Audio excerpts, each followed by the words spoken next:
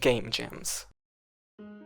Game jams are a competition where developers must build a game in a small time period while following a theme. In the end, they fight until only one game remains, also known as voting for your favorite games. This video has an objective of talking about my experience and perhaps give some tips and encourage other people to try GameJam, since it was an awesome experience and I highly recommend it. This video will be separated in chapters, so you can jump anywhere you want. Thank you for watching, and let's get to it. Preparation. We wanted to participate in a game jam for a while, so when we found out about the ScreamJam happening in a few weeks, we decided it would be a great idea to jump in and do our best. It's hard to prepare for a game jam, especially due to time constraints and not knowing what the theme will be. In our case, we knew the theme would be horrors, so we did have that advantage. In any case that you do not have that advantage, what you might do is prepare your schedule ahead, because this will be a great time investment and so you must be ready for putting some extra work. Time is precious. Time is so important during a game jam, and I know it's really hard to create time, however, you must in order to do a game jam. I am currently working a 9 to 5 job. On average I had at most 5 hours of work per day, and sometimes even less, and what it did was force me to try and optimize my workflow as much as I could. Now, I'm no expert by any means, however, I do have some tools that might help you out in case you're struggling with this. The first one being GitHub.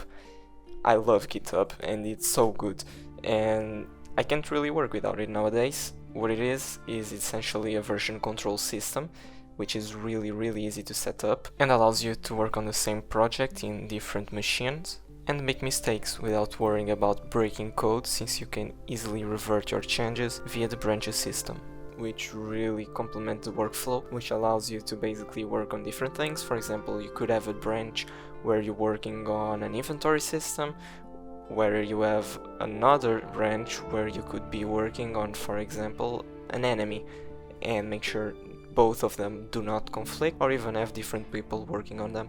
Trello, or Trello, I'm not really sure how to pronounce it, is also great. It's an organization tool that will help you organize all your tasks. It's really visual, so you can have different types of blocks.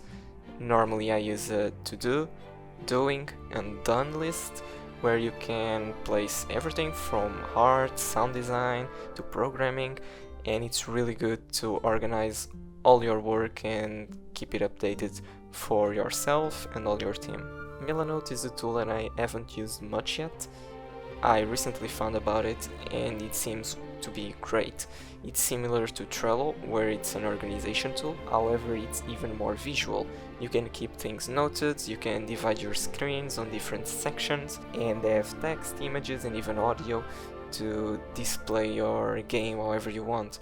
For example, you could have a section dedicated to the art of the game, you could have a section dedicated to the gameplay, and so on and so on. You could also use stuff like Canva or even Google Docs to write all your game ideas and mechanics. There's a lot of options really, I just mentioned the ones I mostly use. I'll make sure to leave the links in the description, they are all free to use. Just a simple registering and you're good to go. Editing Cube here, I just saw that apparently Milanote has a free plan, which only supports like 100 things on the screen, which includes all the cards, notes, images, video and all that stuff. So that's something to take into account. Mistakes. Mistakes are inevitable, there's not much you can do. Sometimes you won't be able to optimize the code as much as you can, maybe you won't be able to add a feature you really wanted, but that happens, especially in game jams where the time is really restricted, and so you must sometimes abdicate of some features or maybe some polish in order to deliver the game on time. Now, even though these are common, especially in game jams, make sure these mistakes do not pull you down. These mistakes are there as a way of learning. One thing that caused me particular trouble over the time was the scope of the game. This is a huge thing to take into account, and it's also really hard at the beginning. You basically have to make a game small enough that you can deliver on time, and also something that makes your game original and sticks to your plans. One thing I would recommend is focusing on a single or a few mechanics. Make sure they work really well and make them the main focus of your game. This will ensure that you finish your game on time, and if some time remains after that, maybe you could expand those ideas, maybe you could add some new mechanics, ensuring always that it stays on time and doesn't derail. Inspiration. I was looking into joining a game jam for a while, however I never really committed into one. That's basically because while on college I also had to work and I didn't have much time to join one, which was kind of a problem. All of that resulted in me kind of dropping game development for a bit, because whenever I had an idea I kinda ended up giving up on it. Lots of things contributed in me coming back to game development. One of those was finding about these two particular YouTubers, one called Juniper Dev and one called Brainless. Links in the description. They have amazing videos about game development, both from the technical side as well from their journey as game developers. In my case, I have this particular goal of one day releasing a full game on Steam, which I'm fully working towards.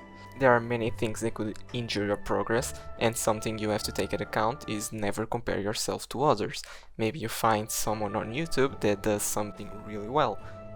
You do not have to compare yourself to them, you are unique, so you do your own. Also, this isn't really a beginning video, but be careful of the so-called tutorial hell. This is where you start watching a bunch of tutorials, and in the end, you can't even think for yourself. Make sure to think critically about what you are doing. You can look up tutorials, however what I would do is look tutorials related to the problem you are having at the moment. For example, let's imagine I can do an inventory system. Then I could watch a video about that specifically and not about how to make a full game. Final considerations. Working on a game jam was great. I learned lots of things and talked to a lot of people that I wouldn't even know otherwise. Game jams are really hard, but the feeling after you are able to finish everything in your game and seeing people play it, it's awesome. It was a blast participating in this game jam, and I highly recommend participating in one. I'll probably participate in more in the future. This one was the ScreamJam 2025. I'll leave the link in the description for you to check out all the games that were submitted. There were some awesome projects there. As for our results, we kinda ended up on the middle. From like 1,000 games, we ended up in 500, which was fine I guess for our first game jam. Our game kinda lacked some polish. The vision was kind of there, but not really, and even though it wasn't a huge success, it was a really good learning experience, and I'll be sure to take this into account on the next games I make. As I mentioned before, I will leave the links to the softwares I talked about in the description, along with the creators I mentioned. I will also leave a link to Juniper's Dev Discord, which is an awesome place, you should definitely check that out.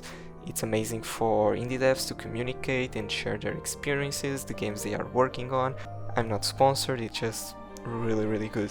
Thank you for watching until now, and see you next time.